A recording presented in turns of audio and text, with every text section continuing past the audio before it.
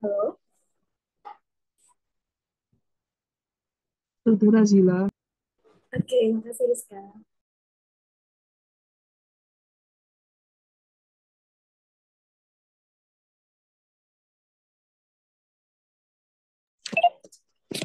Oke, selamat malam semua. Kenalin, aku Nazila dari A1. Di sini aku nggak sendirian. Aku ada Erinda juga dari kelas A1.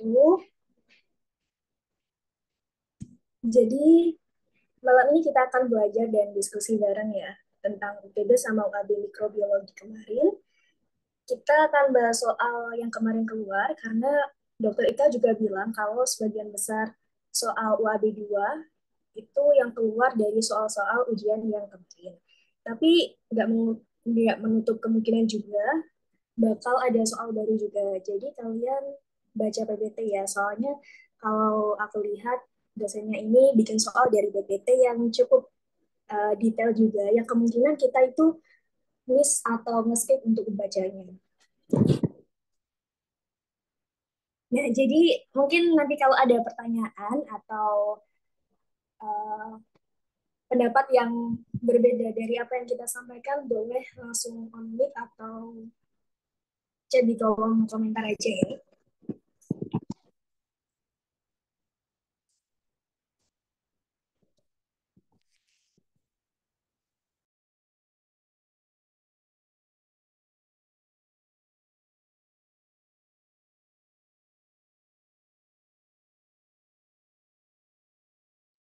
Halo, apa suaraku udah jelas ya?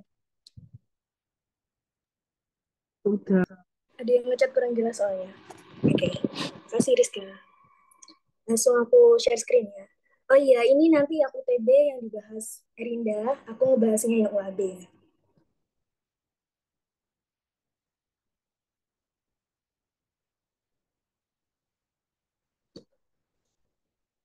Apa sudah terlihat teman-teman? Sudah. Oke, oke jadi langsung aja soal pertama. Kandida apa yang resisten dan dengan banyak antibiotik? Jawabannya itu Candida auris karena Candida auris ini termasuk ke dalam salah satu critical patogen infeksi penyebab jamur. Di PPT juga dijelaskan bahwa Candida auris ini termasuk penyebarannya itu cukup cepat dengan mortalitasnya yang tinggi. Nah, dia ini memiliki resisten terhadap banyak antibiotik sama antifungal, contohnya ada fluconazole, terus resisten juga terhadap amphotericin B, terus acinetobacter juga, multidrug sama drugs juga. Meskipun di PPT juga disebutkan bahwa ada beberapa spesies yang resisten terhadap fluconazole, contohnya adalah yang D sama E ini, Candida glabrata sama Candida krusei. Sama ada yang resisten terhadap amphotericin B. Itu ada spesies Candida lusitania. Okay. Yang bukan faktor virulensi dari Candida. Nah, Candida ini memiliki beberapa faktor virulensi. Yang pertama itu dia bisa mengubah morfologinya dari yeast menjadi hifa. Kemudian dia juga memiliki HWP1 atau high volume protein yang bisa menempel pada sel epitel. Kemudian hifanya juga bisa memproduksi proteinase sama fosfolipase dan dia juga bisa memproduksi biofilm. Nah, kalau dia sudah memproduksi biofilm, dia itu akan lebih virulen sama lebih resisten terhadap antifungal.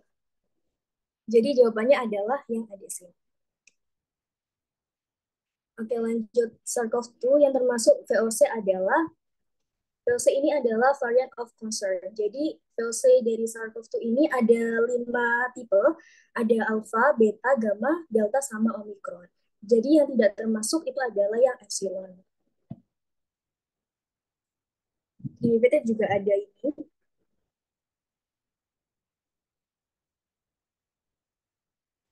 Kemudian pada pasien dengan paravovirus yang mengalami infeksi asimptomatik atau infeksi ringan, maka respon imun adaptif yang dominan adalah respon imun yang ditimbulkan oleh kalau dia respon imunnya itu asimptomatik atau infeksi ringan, maka dia itu T helper 1.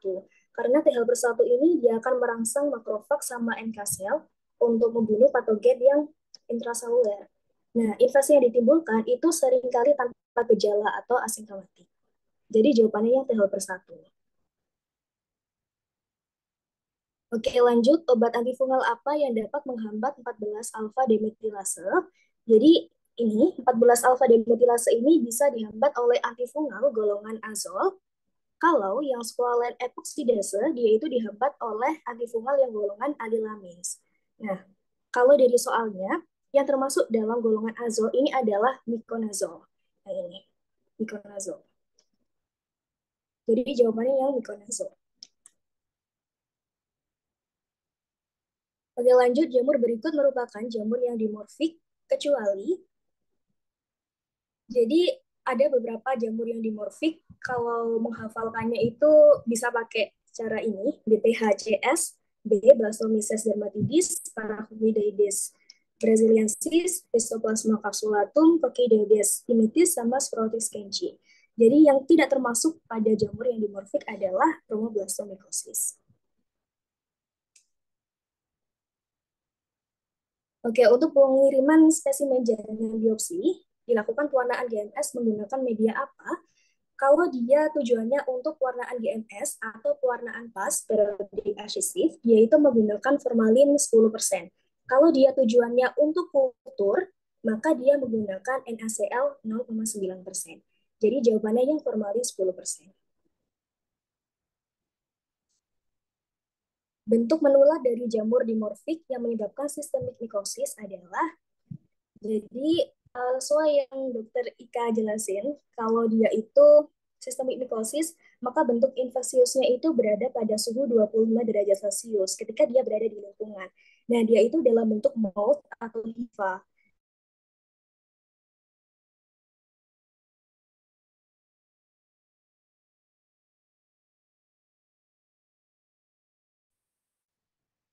Karakteristik yang bukan merupakan ciri virus. A. Ada yang berbentuk filamen, itu betul. Selalu berlekatan pada sel, itu betul, karena virus merupakan mikroorganisme yang dia itu obligat intraseluler. Artinya, dia membutuhkan inangnya untuk melakukan replikasi. Yang J, material genetiknya DNA atau RNA, itu betul, karena virus itu memiliki hanya salah satu saja antara DNA atau RNA saja. Kemudian D, mikroba terkecil, itu juga betul. Yang E, selalu memiliki envelope pada permukaan. Ini kurang betul, karena ada beberapa virus yang dia itu tidak memiliki envelope. Contohnya adalah ini, virus HPV. Dia tidak memiliki envelope dan genomnya itu adalah double-stranded DNA.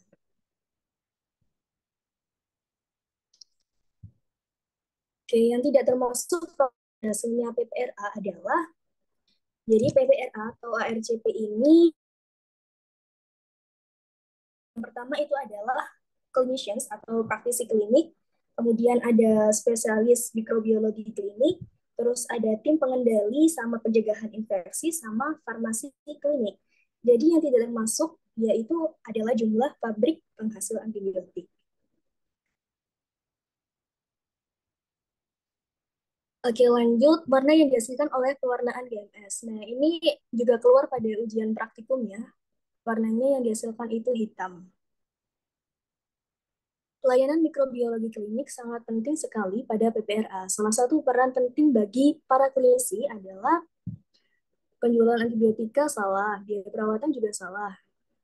Meningkatkan penggunaan antibiotik secara bijak. Nah, ini salah satu tujuan dari PPRA juga untuk meminimalkan meminimalkan mikroba yang resisten dengan cara meningkatkan penggunaan antibiotik secara bijak. Oke, obat anti jamur yang untuk infeksi kandida yang golongan resisten pada azol. Jadi kalau dia resisten pada obat yang golongan azol, kita bisa memberikan obat yang menghambat sintesis yang lain. Contohnya, misalnya kita bisa menggunakan echinocandins. Di sini jawabannya adalah micafumin karena dia termasuk golongan yang echinocandins dengan menghambat sintesis dari beta 1,3 glukan sintase.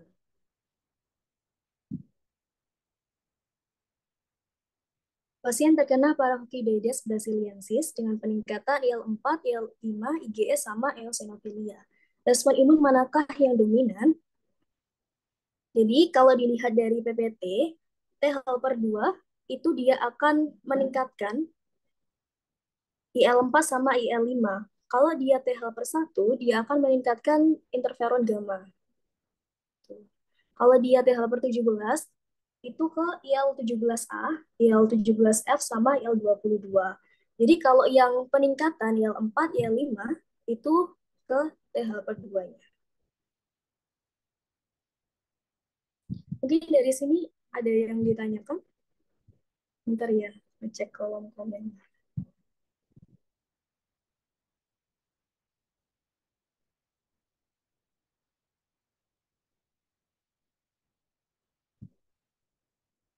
Empat kalau coba-coba seminggu ada penyakit yang kayak gimana?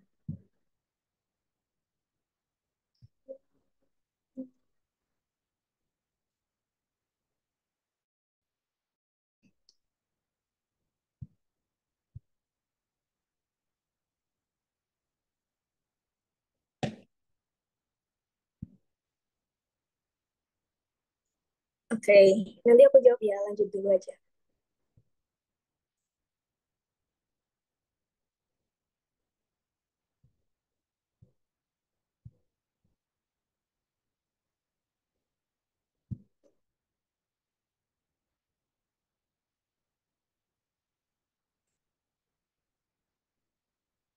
Oke, lanjut. Bagaimana kerja dari grisofulvin? Jadi grisofulvin dia itu akan menghambat sintesis dari mikrotubul. Nah, kalau yang ditanya itu adalah fluoxetinosin, maka dia akan menghambat sintesis dari asam nukleat. Sintesis asam nukleat dengan menghambat sintesis dari timinnya. Jadi jawabannya kalau ditanya yang grisofulvin, maka dia itu akan menghambat sintesis dari mikrotubulus.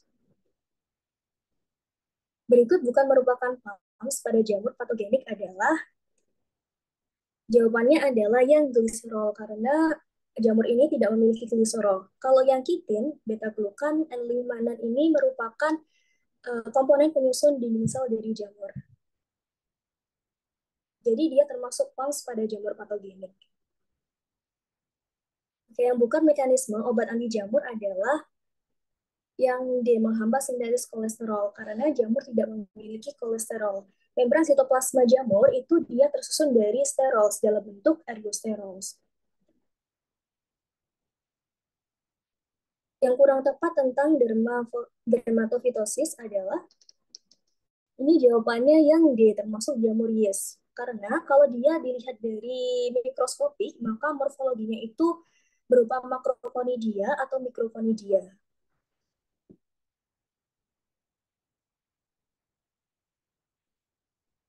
Yang benar mengenai hepatitis A, C, D, sama E, ini yang benar itu persamaan antara keempat virus hepatitis ini adalah genomnya itu berupa RNA untai tunggal.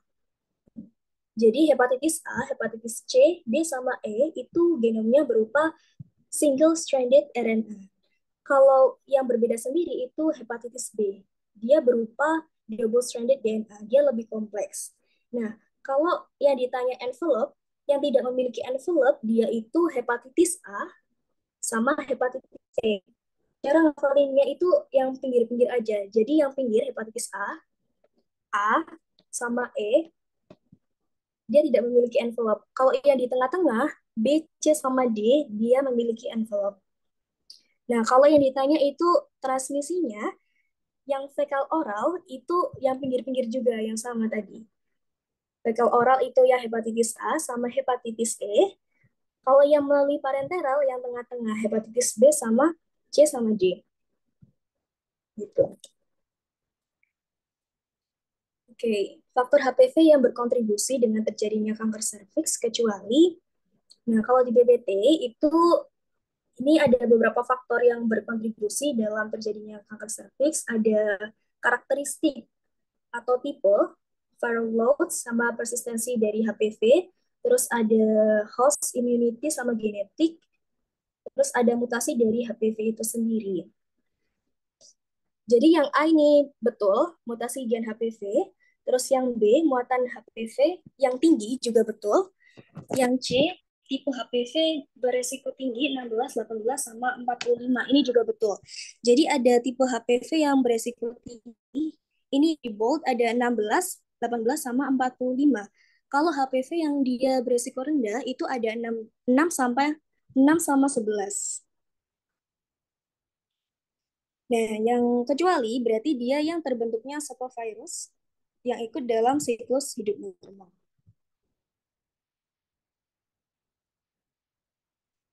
Oke, lanjut. Gambar orang panuan jamur yang menyebabkan penyakit di atas. Jadi kemarin kan ada gambar ini ya. Nah, ini tuh disebabkan oleh malassezia. Jadi kalau pada kalau pada orang kulit gelap, maka dia akan terbentuk makula hipopigmentasi, kayak bercak-bercak putih. Kalau pada orang yang dengan kulit putih, maka dia akan terbentuk makula hiperpigmentasi, bercak-bercak berwarna gelap. Kalau panu-panu ini dilakukan skin scraping, dia itu akan terlihat seperti ini, seperti spaghetti sama meatball appearance. Jadi yang spaghetti itu yang hifanya, yang panjang-panjang. Kalau yang meatball itu yang bulat-bulat, yang yesnya. Itu malassezia. Oke, gambar background hijau sugar shade. Jamur yang menyebabkan gambar di atas adalah, kemarin kan ada gambar seperti ini ya. Nah, ini itu sugar shade. Jamur yang memiliki bentukan khusus sugar shade itu dia sporotic skingy. Oke, pernyataan yang salah terkait pencegahan infeksi varicella zoster adalah, ini jawabannya yang A, imunisasi untuk mencegah infeksi primer pada imunosupresi. Kalau yang dia sama E ini benar karena penularan dari varicella zoster ini bisa melalui inhalasi maupun bisa melalui kontak dengan lesi kulit.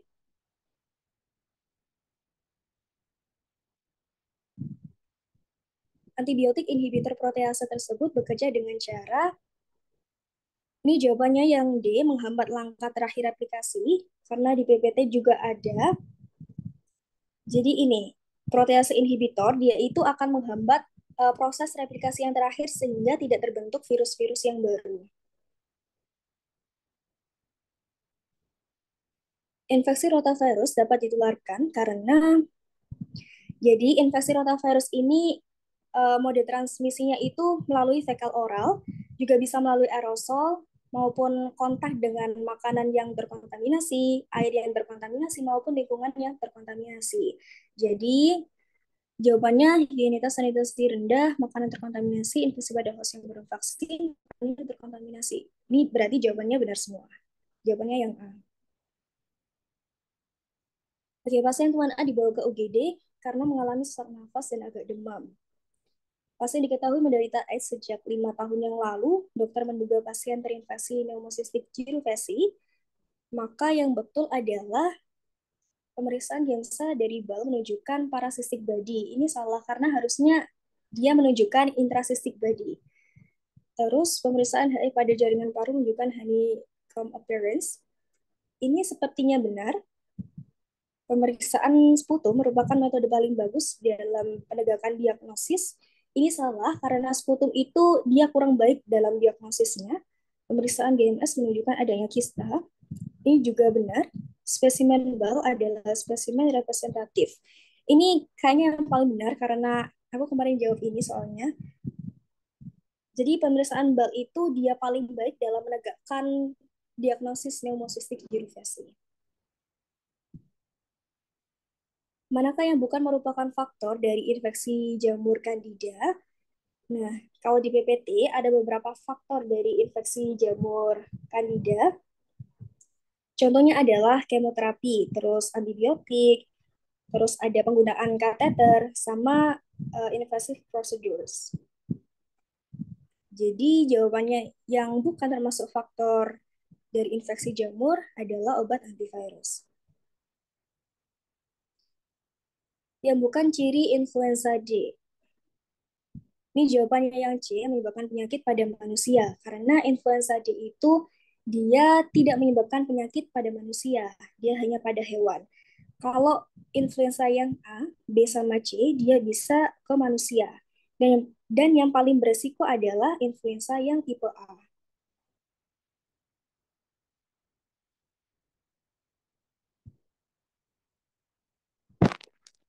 Reseptor spesifik untuk avian virus adalah, nah ini kalau di BPT, dia itu reseptornya ada sialic acid alpha yang tipe 2,3. Tuan Firmansyah menerima transplant organ kontrol ke dokter dengan keluhan demam, batuk, dan sesak. Pemeriksaan klinis menyatakan positif pneumonia. Pemeriksaan laboratorium menyatakan positif, berarti dia otomatis positif CMV pneumonia karena ada gejala demam, batuk, sama sesak. Oke, infeksi EBV dapat merusak sel termasuk infeksi. Nah, kalau di soal kemarin, seingatku itu dia mengubah sel menjadi sel kanker ya. Nah, itu termasuk infeksi yang transformasi. Karena dia ada perubahan karakter sel menjadi sel kanker itu.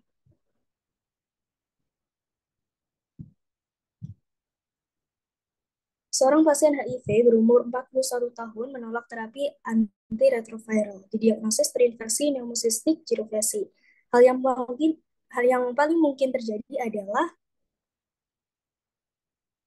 nah ini jawabannya yang B, mungkin sel T CD4 di bawah 200 sesuai di PPT. Jadi kalau dia terinfeksi HIV sama dia terinfeksi pneumocystic jirovecii itu, dia CD4-nya itu mungkin di bawah 200 sel per mikroliter. Nah, kalau pengobatan dari pneumocystis jirovecii ini, dia pakai terapi antibiotik, yakni trimethoprim sulfamethoxazole. Metode uji diagnostik untuk mengonfirmasi ada tidaknya infeksi virus avian influenza pada pasien adalah dengan metode ini pakai metode molekuler, bisa pakai PCR.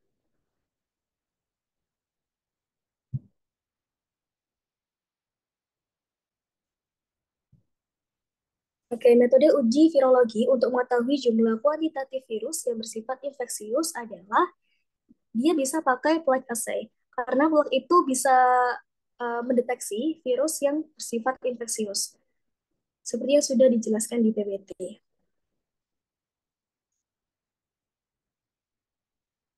Oke, yang salah mengenai pneumocystic jirovecii, ini jawabannya yang membran sel mengandung ergosterol, karena dia itu tidak mengandung ergosterol. Nah, kalau kita memberikan dia terapi antifumi yang targetnya itu pada ergosterol, maka dia akan resisten. Mengapa antifungal drugs sulit dikembangkan? Karena dia resistensi terhadap pengobatan yang sangat tinggi. Jawabannya yang E.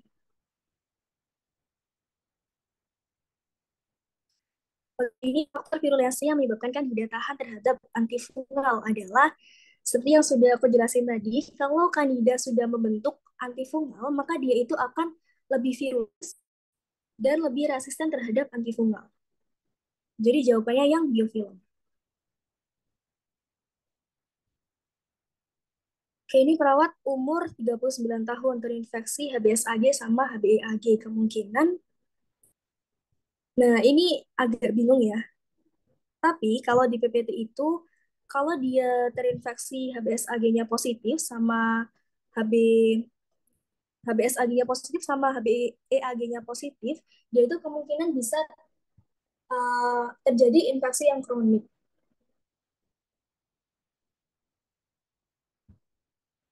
Mungkin teman-teman ada jawaban lain, mungkin sementara aku jawab yang sih, terinfeksi hepatitis kronik. Oke, yang salah mengenai rabies. Yang salah adalah yang do, masa inkubasinya 2 sampai 3 minggu, tapi tergantung. Kalau di PPT, dia itu memiliki masa inkubasi dalam hitungan hari sampai tahun. Bisa sampai 19 tahun lamanya. Kalau yang A ini betul, karena dia dapat menginfeksi saraf sensoris motoris, Yang B juga betul, menginfeksi saraf melalui neuromuscular junction. Dia melalui saraf perifer, kemudian ke neuromuscular junction.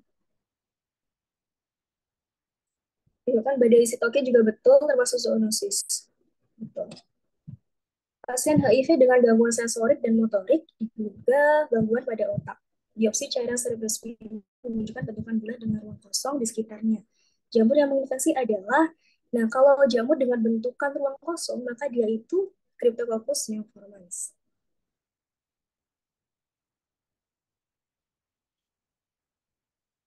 Tahapan virus menginfeksi reseptor. Nah, dia ini ada beberapa tahapan. Yang pertama itu ada attachment atau perlekatan. Kemudian dia melakukan penetrasi, lalu uncoating atau melepas material genetiknya dia untuk dilakukan replikasi atau biosintesis. Kemudian dia dirangkai atau assembly. Jadi jawabannya yang A, attachment, penetration, uncoating, replication, sama assembly. Yang termasuk jamur entomophthorophycosis adalah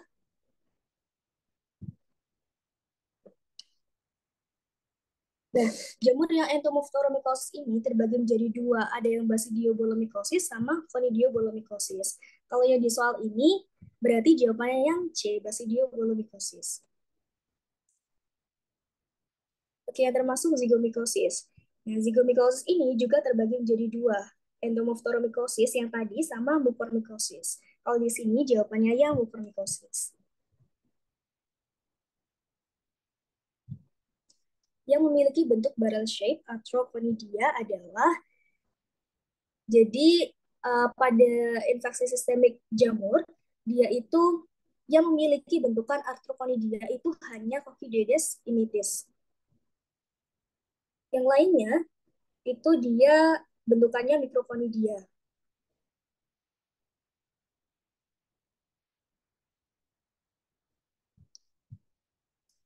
ABC utama dalam infeksi jamur adalah, nah, sel ABC utama ini adalah sel dendritik karena dia itu paling berperan sama nanti dia bisa menginduksi CD4.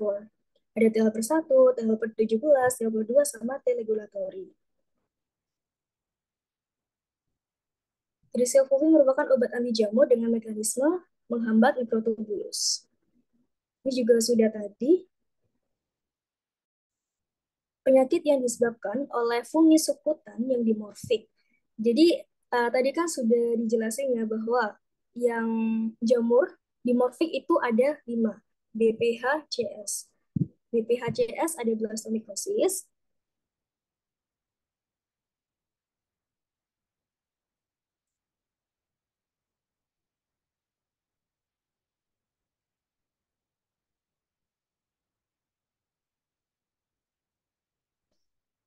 Oke, ada BPHCS, ada blastomyces dermatidis, terus ada P, Paracoccidioides brasiliensis, terus ada H, histoplasmosis juga, terus ada C, Coccidioidomycosis, sama S, yang sporotrichosis.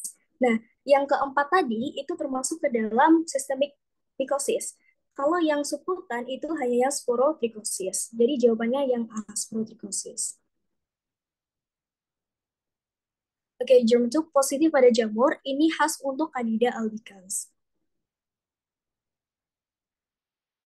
Pernyataan berikut yang salah mengenai Ebola virus. Nah, dia ini yang salah itu pemeriksaan dengan BSL-3, karena dia gold standardnya itu menggunakan pemeriksaan BSL-4.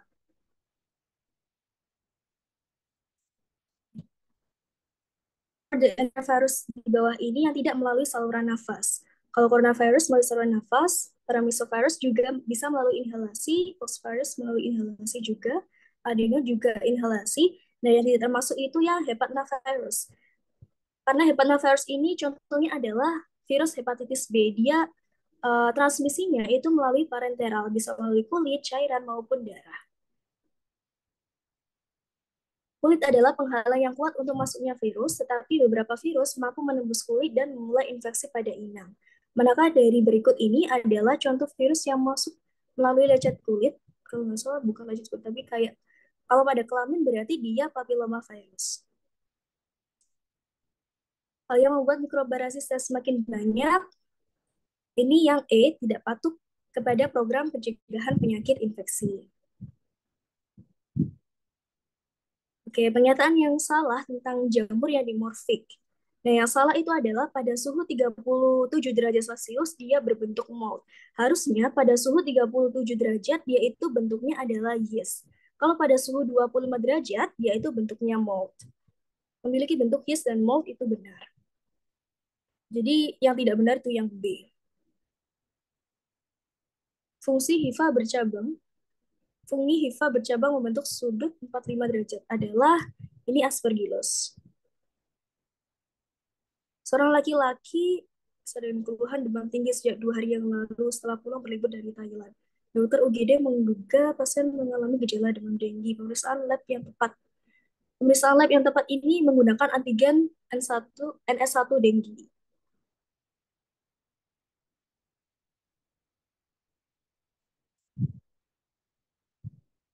Rio, 8 tahun, diantar ibunya datang ke klinik dengan gejala demam tinggi selama 3 hari, disertai nyeri perut dan sakit kepala. Dari hasil anamnesis diketahui bahwa di lingkungan tempat tinggal anak tersebut baru dilaporkan ada warga yang menderita demam berdarah. Anak tersebut kemudian diopname pada hari keempat, suhunya turun, pada hari keempat tersebut diambil darah dan diberi labnya. Hasilnya IgM anti-dengue-nya positif. Manakah yang salah berkaitan dengan kondisi anak tersebut? Jadi kalau dibaca dari jawabannya, jawaban yang C, anak tersebut berada pada fase penyembuhan, sama jawaban yang E, anak tersebut berada pada fase kritis. Ini kan pernyataan yang sangat berlainan ya. Jadi jawabannya mungkin di antara kedua jawaban ini. Nah, kalau dia pada hari keempatnya suhu anaknya tersebut turun, dia nggak mungkin pada fase kritis. Jadi yang salah adalah yang E, anak tersebut berada pada fase kritis, di mana dapat terjadi pendarahan dan shock. Oke, yang salah untuk infeksi virus hepatitis C, agen penyebab termasuk Flaviridae, betul. Transmisi utamanya melalui parenteral juga betul. Infeksi kronik sering dikaitkan dengan hepatocellular carcinoma. Ini juga ada di PPT. Ini mostly form cirrhosis and hepatocellular carcinoma. Terus genotyping HCV penting untuk menentukan terapi dan prognosis juga betul. Jadi jawaban yang salah itu yang A. Uji anti HCV diperlukan untuk penentuan diagnosis. Oke, jamur apakah yang menjadi penyebab Basidiobulobikosis? Ini sudah jelas dari namanya. Jawabannya yang A, Basidiobolus myristophorus. Binomial untuk rotavirus. Jadi rotavirus itu bisa di serotyping berdasarkan sistem binernya. Jadi ada 2 tipe, ada VP4 sama VP7. Yang VP4 itu protease sensitif, yang VP7 dia glycosylated. Jadi jawabannya yang D, VP4 sama VP7. Paparan manakah yang menimbulkan risiko infeksi hepatitis? Ini jawaban yang C, seorang teknisi ruang operasi dengan tangan yang pecah-pecah dan lecet melihat darah di balik sarung tangannya setelah membantu operasi pada pasien yang terinfeksi HIV. Karena HIV itu kan transmisinya melalui parenteral ya, melalui kulit, bisa melalui cairan maupun bisa melalui darah juga. Oke, jamur yang ditemukan di dalam makrofag, yaitu jawabannya B, Histoplasma capsulatum.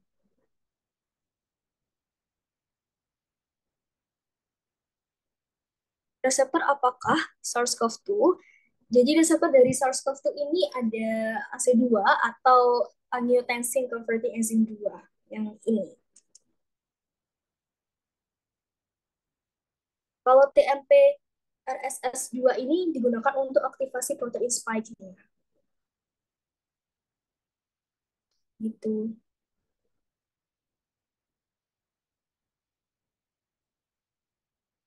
Apakah dari sini ada pertanyaan, guys?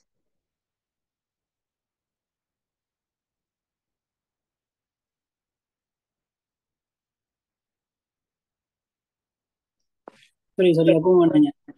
Mau diskusi sih. Ya, boleh. Tadi ini tentang yang apa? Hepatitis tadi loh. Kalau aku nyari-nyari di PPT itu kan ada 2 grafik ya, grafik yang kronis sama grafiknya akut. Nah, sebenarnya HBsAg sama HbAg itu ada di grafiknya yang akut itu, terus itu selama 1 sampai sekitar 5 bulanan. Nah, terus yang kronis itu lebih ke IgM sama anti-antinya, antibodinya. IgM, IgG sama antibodinya.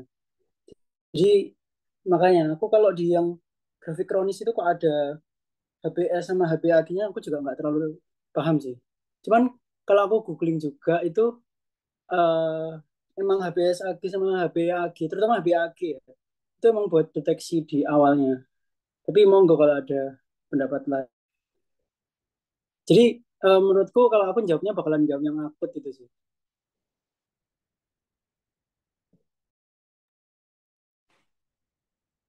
Ada pendapat lain? Kalau nggak ada, aku mau lanjut yang dengue tadi. Nah, awalnya aku baca-baca kan tentang dengue ini. Sebenarnya dia siklus demamnya itu ternyata itu dia di 1 sampai 3 itu tinggi 40 derajatan.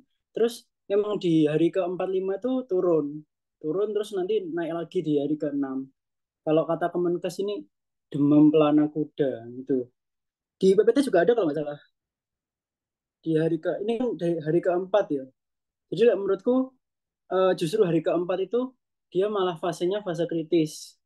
Dan itu yang apa ini kayak paling bahaya gitu, harus langsung di MRS, harus langsung dikasih infus.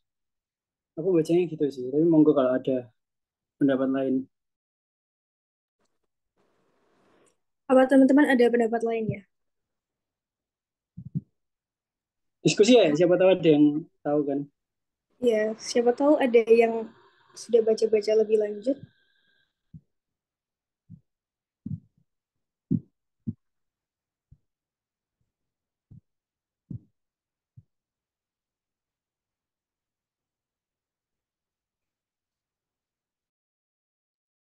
Kalau nggak ada ya lanjut aja. Ada 2 mazhab berarti ya. Mazhab. Oke, sebentar ya. Ada beberapa pertanyaan.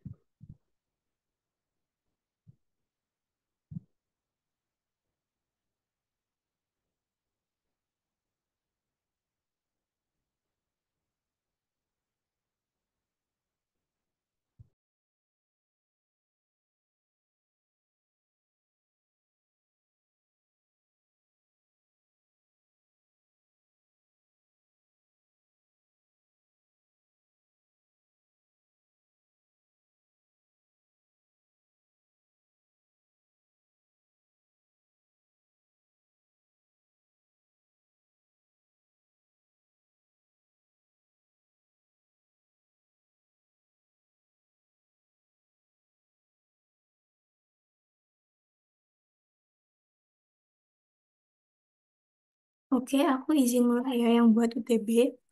Yang pertama, bakteri yang memperoleh energi dari senyawa anorganik disebut sebagai. Jadi, bakteri itu bisa dibagi jadi dua. Yang pertama, bisa kita lihat dari cara memperoleh karbon maupun cara memperoleh energi. Kalau yang dari karbon itu kan karbonnya ada yang dari CO2. Nah, itu autotrof. Kalau karbonnya dari organisme lain, itu dia heterotrof. Terus kemudian kalau memperoleh energi itu juga ada dua. Kalau energinya dari senyawa organik berarti kemotrof. Kalau yang energinya dari senyawa anorganik dia litrotrof. Nah, ini soalnya itu energi dari senyawa anorganik berarti jawabannya litrotrof. Oke, aku lanjut. Fase pertumbuhan tercepat di mana bakteri mengalami pertambahan eksponensial disebut sebagai, ini jawabannya D ya, logaritmik pas. Ini udah ada di PPT juga. Jadi yang pertama itu ada lag. Lag phase ini bakterinya lagi adaptasi, terus log phase dia bertambah secara eksponensial, terus stationary. Ini bakteri yang hidup sama dengan bakteri yang mati karena dia itu nutrisinya sudah mulai berkurang, terus ada decline phase. Ini bakterinya udah mulai mati. Jadi kebanyakan bakterinya udah mati. Oke, aku lanjut. Bakteri yang obligat aerob ini juga udah jelas Bacillus aeruginosa. Kalau yang Clostridium itu dia anaerob. Terus kalau Klebsiella ini kan golongannya Enterobacteriaceae. Kalau golongan Enterobacteriaceae itu dia fakultatif anaerob. Terus yang E Acinetobacter baumannii ini juga fakultatif anaerob. Aku lanjut. yang tidak termasuk Chlamydia trachomatis serovar DK. Nah, ini jawabannya D ya. Jadi, Chlamydia itu kalau berdasarkan serovarnya dibagi jadi 3. Ada yang A, B, BAC, sama DK, terus ada L1, L2, L3. Yang STD itu DK sama L1, L2, L3. Nah, kalau A, B, BAC ini non-STD. Jadi, dia manifestasi klinisnya itu yang trikriasis itu yang bulu matanya ketarik ke dalam kornea sehingga korneanya itu lama-lama lecet dan bisa menimbulkan kebutaan. Jadi kebutaan karena trakoma yang serovar ABBAC ini bukan karena lesi neuron ataupun lesi dari lensa matanya, tapi karena lesi dari korneanya. Terus kalau serovar DK ini kan STD, biasanya juga ditularkan dari ibu ke anak. Terus kalau yang L1, L2, L3 ini dia yang invasif, terjadi pembentukan di lymph node-nya sehingga terbentuk kayak bentukan bubu gitu. Terus aku lanjut, apa yang menginduksi lac operon? Ini udah jelas juga jawabannya B. Jadi sebenarnya bakteri itu pakai glukosa. Normalnya pakai glukosa sehingga normalnya lac operon itu dihambat. Tapi ketika glukosanya itu depresi dan ada laktosa, ketika glukosa depresi, maka ya otomatis MP-nya bakal tinggi. Terus kalau laktosanya present, nah itu bakal lebih menginduksi laktoperon. Tapi kalau laktosanya present, tapi glukosanya itu masih ada, laktoperonnya itu bakal bekerja tapi minim sekali. Lanjut, Acinetobacter baumannii menginfeksi apa? Ini jawabannya yang D ya. Jadi Acinetobacter baumannii ini dia suka sama area yang eh, konsistensi airnya tinggi kayak urinary tract, respiratory tract sama peritoneal. Aku lanjut, yang bukan termasuk zoonosis ini ada di PPT-nya juga, yaitu Kivivir. Kivivir itu dia pakai inhalasi. Kalau yang lain-lainnya kayak anthrax, dermam, Rocky Mountain Spot, typhoid fever ini juga zoonosis. Cuman kalau yang Tularemia ini aku kurang tahu, tapi ya udah jelas jawabannya B. Terus normal flora yang paling dominan di kulit. Benar, ini Staphylococcus epidermidis. Ada di PPT juga kalau normal flora yang ada di kulit 90% itu adalah epidermidis. Aku lanjut. Kemudian uji basitrasin sensitif pada B. Streptococcus pyogenes. Benar. Jadi yang pertama itu kita uji katalase dulu. Kalau katalasenya positif, dia berarti Staphylococcus. Kalau katalasenya negatif, berarti dia Streptococcus. Nah, Streptococcus itu kan ada yang beta, alpha, sama gamma. Kalau beta hemolitik itu kita nanti ujinya pakai basitrasin. Hafalin aja kalau B itu basitrasin. Terus kalau alpha hemolitik, kita ujinya pakai optosin. Oke, lanjut. Struktur yang bisa deteksi DNA kuman pada sitoplasma. Nah, ini aku lihat di PPT. Sebenarnya ini aku juga agak kurang paham, tapi ini ada di PPT gambarnya, yaitu CDCS. Nah, CDCS, reseptornya itu CGAS. Jadi ini jawabannya CGAS ya. Lanjut.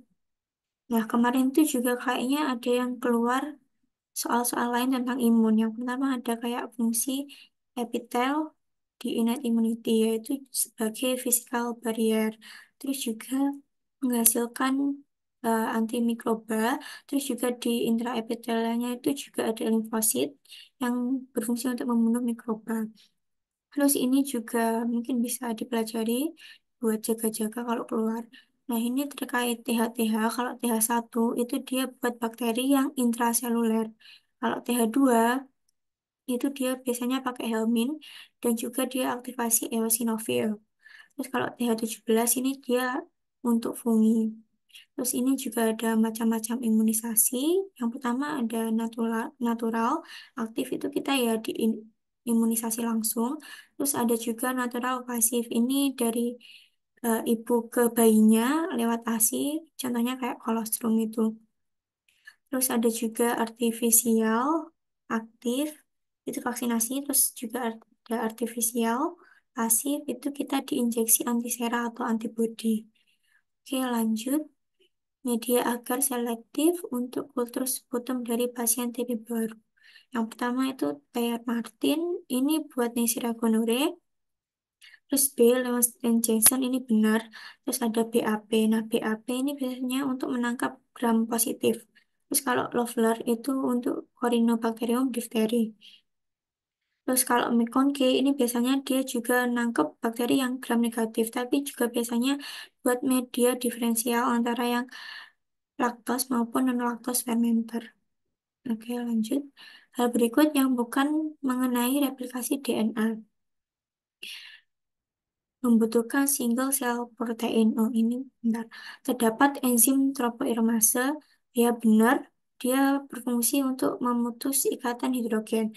Terus kalau yang membutuhkan primer RNA ini juga benar karena DNA polimerase dia nggak akan bisa bekerja kalau nggak ada ujung tiga. Jadi dia harus dikasih primer RNA dulu baru dia bisa bekerja. Terus yang D, bidirectional replication ini benar karena dia juga membentuk struktur theta. Terus yang E, replikasi berlangsung dari 3 ke 5 ini salah karena harusnya dari 5 ke 3. Oke, lanjut.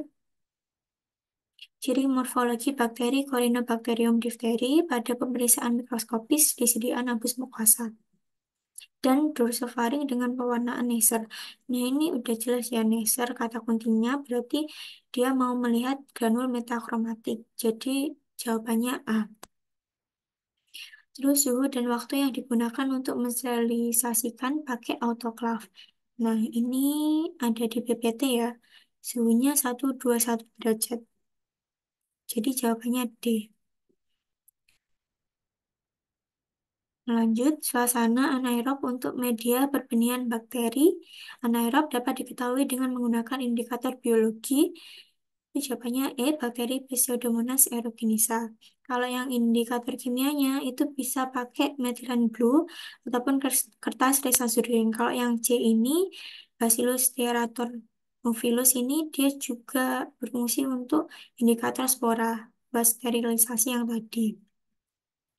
Lanjut, pada masa karier, Salmonella berada di mana? Nah, ini ada di PPT juga. Jadi, Salmonella itu pada saat karier ada di gallbladder, bile duct, sama jarang sekali ada di GI tract. Lanjut, reseptor yang berguna untuk menangkap toll-like reseptor 4. Nah, ini ya gambarnya. Ini TLR, dia itu untuk menangkap bacterial cell lipid. Ini yang paling masuk jawabannya sih, yang C sih. Karena lipopolisakarida itu masuk ke strukturnya si cell wall. Oke, lanjut. Hal yang dapat digunakan sebagai indikator sterilisasi. Ini udah jelas ya, udah ada di PPT juga. Jawabannya yang D, spora bakteri. Rickettsia tanpa ruam adalah, oh ini gambarnya blur. Oke, jadi kalau rickettsia tanpa ruam itu cuma ada satu, yaitu Ehrlichiosis. Itu khas banget tidak ada ruam. Kalau rickettsia yang lain itu biasanya ada ruam. Terus jenis spesimen untuk pemeriksaan mikrobiologi pada pasien terduga TB tulang. Nah, ini bisa pakai biopsi jaringan. Ini udah ada di PPT juga. Ini bisa pakai sputum, gastric passing, urin, dan lain-lain. Oke, lanjut. Seorang gadis 17 tahun menderita cystic fibrosis dengan disertai batuk berdahak. Spesimen sputumnya diambil dan dibiarkan. Koloni yang tumbuh adalah basil gram negatif, yang membentuk koloni yang sangat mukoid dan berbau seperti anggur. Setelah inkubasi selama 48 jam pada suhu 42 derajat, hasil uji oksidasinya positif. Apakah kemungkinan spesies dari bakteri tersebut? Ini yang paling mungkin jawabannya E sih, karena ya udah jelas banget kata kuncinya itu berbau seperti anggur, oksidasinya positif. Kalau oksidasinya positif itu nggak mungkin Enterobacteriaceae, karena Enterobacteriaceae itu oksidasinya negatif semua. Nah, ini ada ciri khas dari Pseudomonas aeruginosa. Yang pertama dia grape-like atau Tacocon outdoor. Terus kalau dia ditanam di media, dia bakal berwarna kehijauan karena ada pigmen biocyanin sama bioverdin. Terus ya, dia juga bisa membentuk berbagai tipe koloni. Lanjut, seorang terduga terinfeksi Staphylococcus sudah terapi amoxicillin setiap 8 jam. Sudah 5 hari tapi tidak ada perkembangan. Apa saran Anda? Yang pertama, pasti MRSA ganti dengan vancomycin. Nah, ini kita harus cek dulu ya. Siapa tahu vancomycinnya juga resisten. Bakteri tersebut sudah resistensi terhadap amoxicillin. Lakukan uji antibiotik untuk menentukan antibiotik yang tepat. Ya, ini jawabannya yang paling benar B. Oke, lanjut. NTM yang sering pada pasien HIV dengan AIDS. Ini jawabannya D ya. Jadi NTM yang oportunistik itu yang paling banyak disenggol avium sama kansai. Kalau avium itu biasanya banyak di pasien yang HIV dengan AIDS. Kalau kansasi ini ya di pasien imunokompromis yang lainnya kayak diabetes mellitus, terus tanpa transplantasi organ gitu-gitu. Lanjut, spesimen yang akurat dari pasien yang mengalami lepra untuk pemeriksaan proktopis. Nah, ini biasanya paling sering itu pakai red serum. Kalau nggak gitu juga bisa pakai spesimen yang lain, kayak scraping dari lesi kulit, terus bisa juga scraping dari septum nasal, juga bisa biopsi dari airlobe ataupun thickened nerve. Thickened nerve ini biasanya dia di daerah olecranon atau sipu. Terus lanjut, penulisan binomial nomenklatur yang benar. Nah, ini aku juga bingung karena di CPT-nya kemarin tuh nggak ada yang ditulis miring. Nah, ini aku tulis yang benarnya aja. Jadi, Staphylococcus itu miring, SP-nya itu besar, SP, SPP, subspesies itu ditulisnya tegak.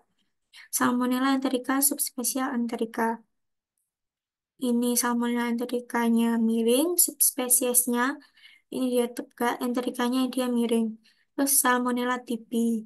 Salmonella, harusnya kan Salmonella serovar typhi. Nah, serovar itu dia penulisannya nggak miring. Nah, typhinya, T-nya itu besar. Terus Mycobacterium tuberculosis.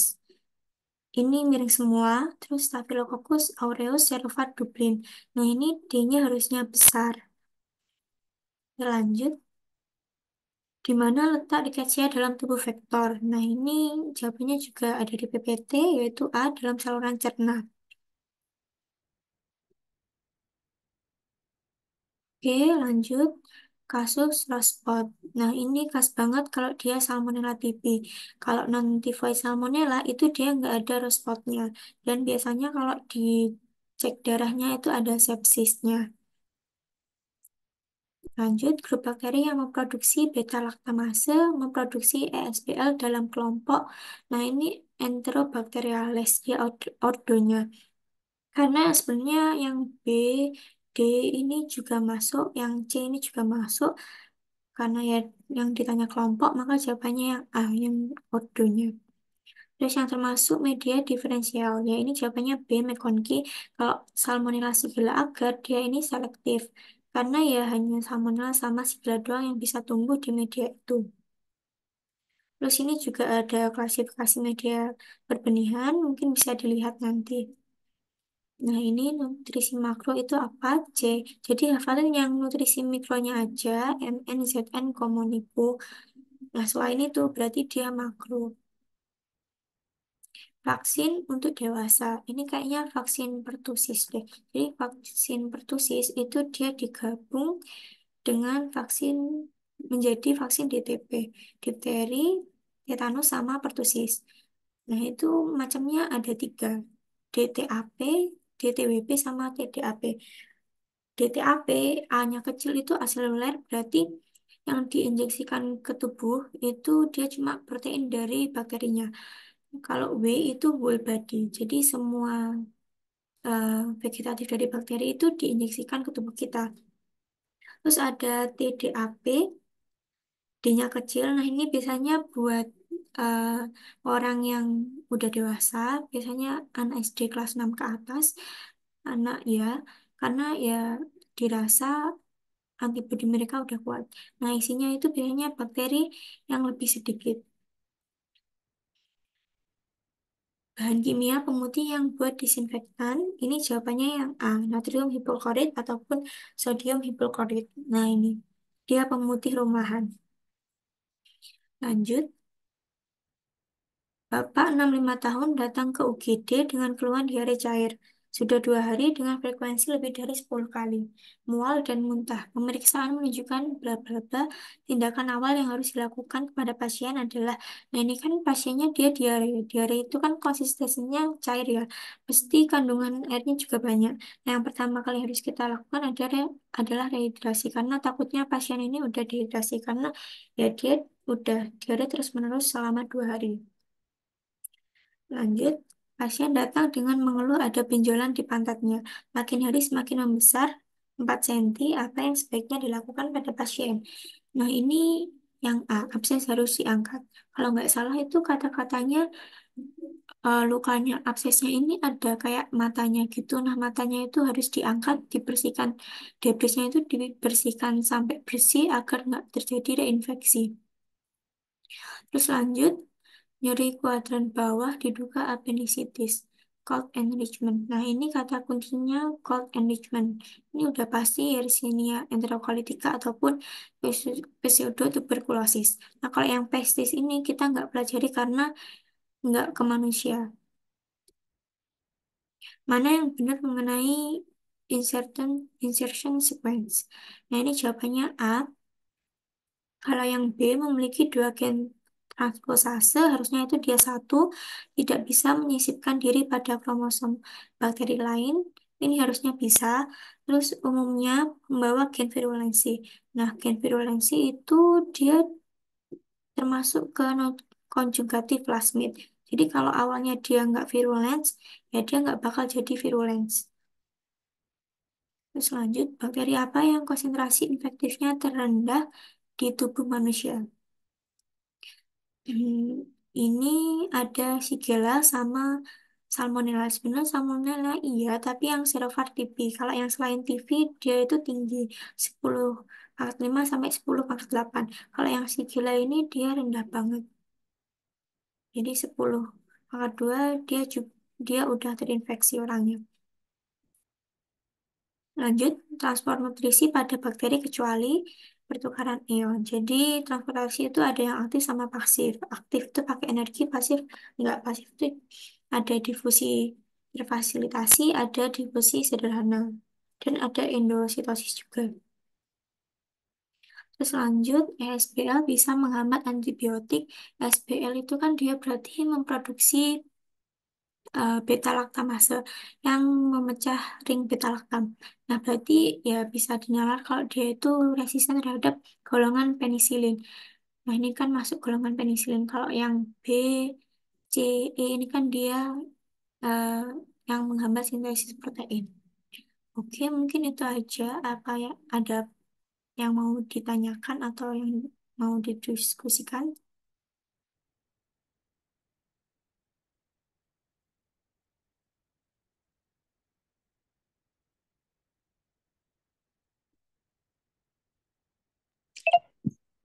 Halo, mungkin aku izin jawab yang pertanyaan di kolom komentar ya. Jadi yang pertama itu Avian Fares tadi ada opsi 26, padahal di PPT 2,3 dan 2,6. Jadi, sebentar.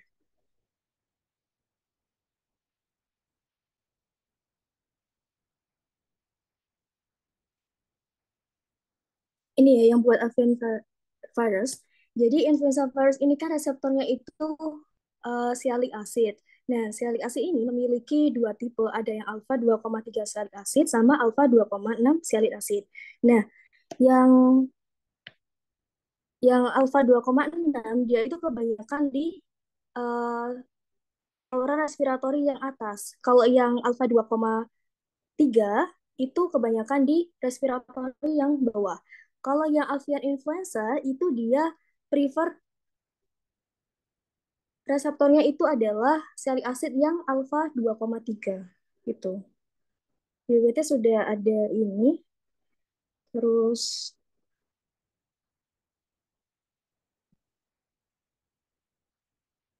hmm,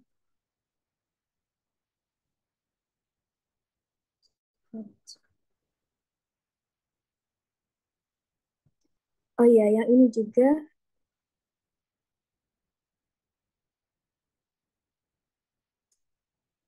juga izin revisi ya. Mengapa antifungal threshold dikembangkan? Itu jawabannya yang B, morfologinya mirip dengan sel manusia. Karena membran sitoplasmanya kita sama jamur itu hampir mirip, tersusun dari kolesterol. Bedanya kalau yang jamur itu kan ergosterol, kalau kita itu bisa kolesterol. Jadi ini jawabannya yang B.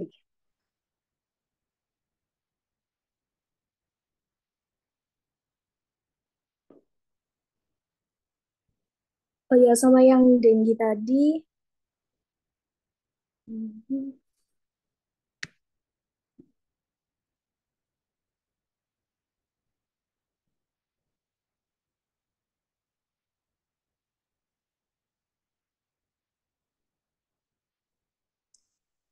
ini juga ada.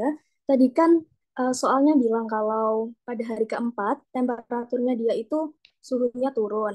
Nah, kalau suhunya turun pada hari keempat, lima juga ini dia itu berada pada fase kritis dan dia itu memiliki potensial untuk terjadi shock bleeding juga. Jadi jawaban tadi yang kecuali ya, kecuali berarti pada fase per, penyembuhan kecuali.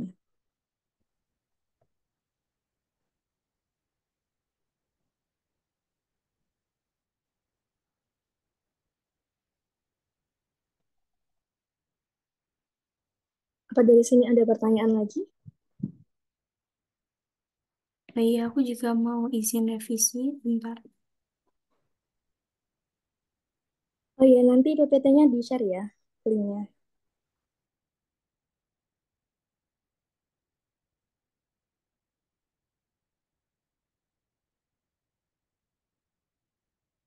Nah, ini yang tadi ya. Yang rickettsia tanpa rash itu ternyata ada dua, ada Key fever sama Ehrlichiosis. Oke, itu aja.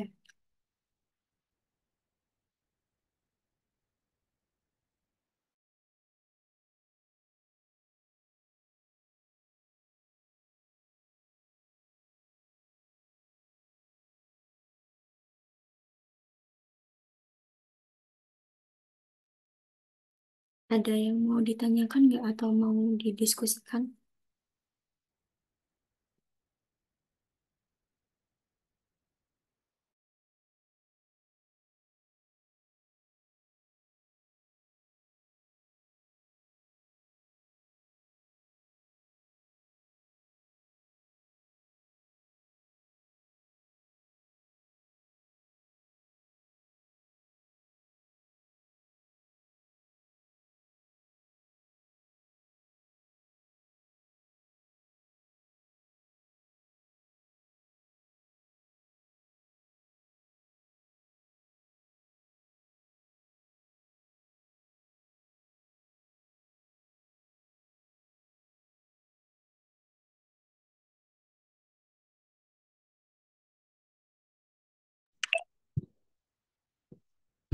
Buat yang nikafungin ya.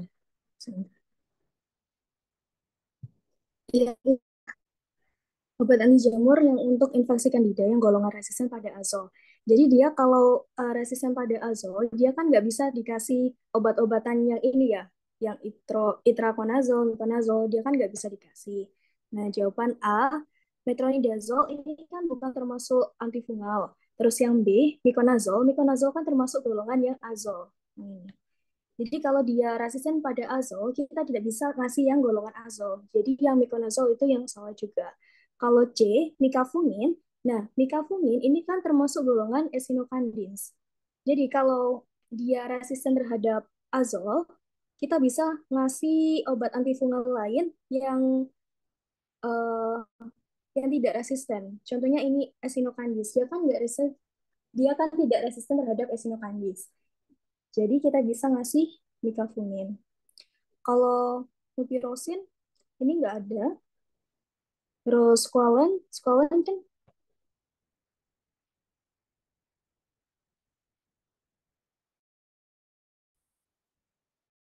Soalnya juga kan obat antifungal juga. Jadi jawabannya yang micafungin, yang golongan echinocandins.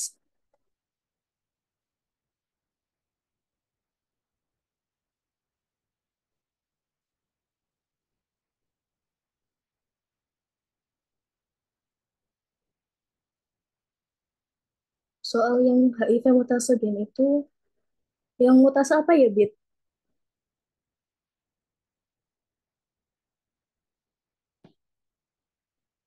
Halo, Bit.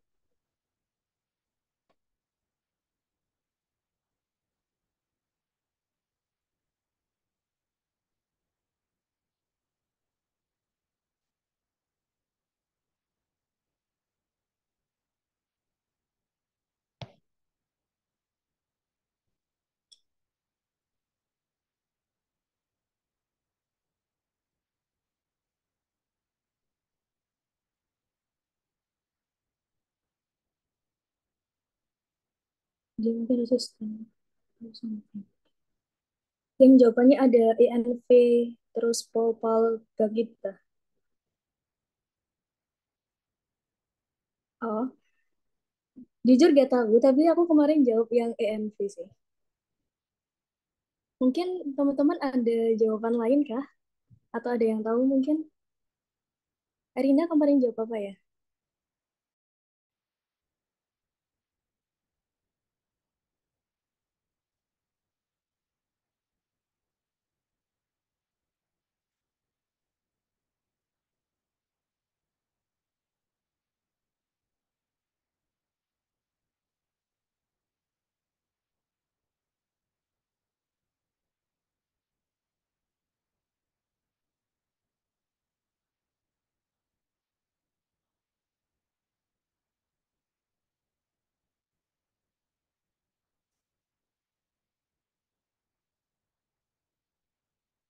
Itu juga aku nggak tahu. Tapi aku kemarin jawabnya yang ENF, tapi aku nggak tahu itu. Mungkin kalian ada yang tahu. ENF juga ya?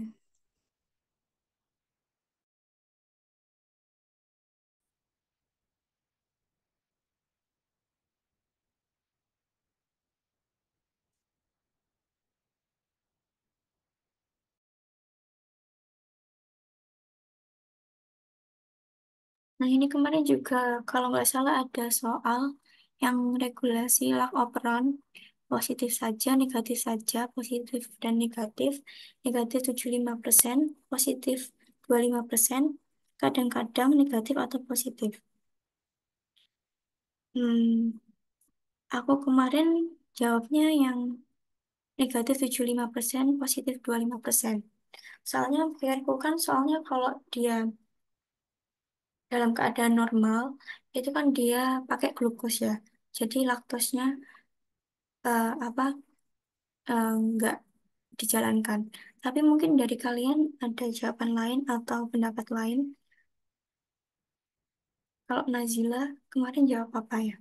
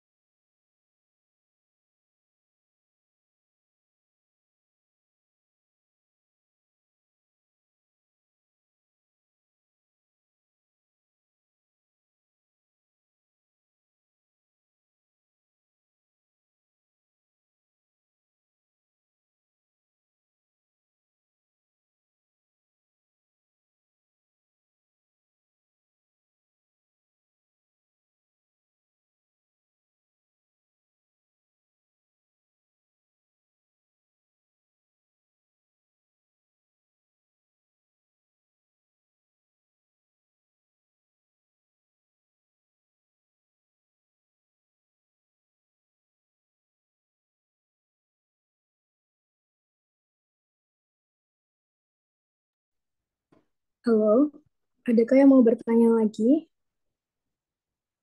Kalau nggak ada, mungkin nanti bisa diakhiri. Nanti linknya bakal di-share di grup kok.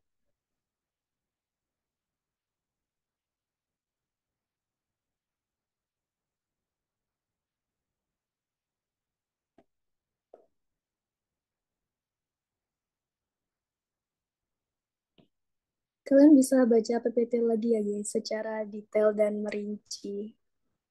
Soalnya biasanya itu yang kadang nyelempit-nyelempit dan kita nyekip buat bacanya gitu keluar.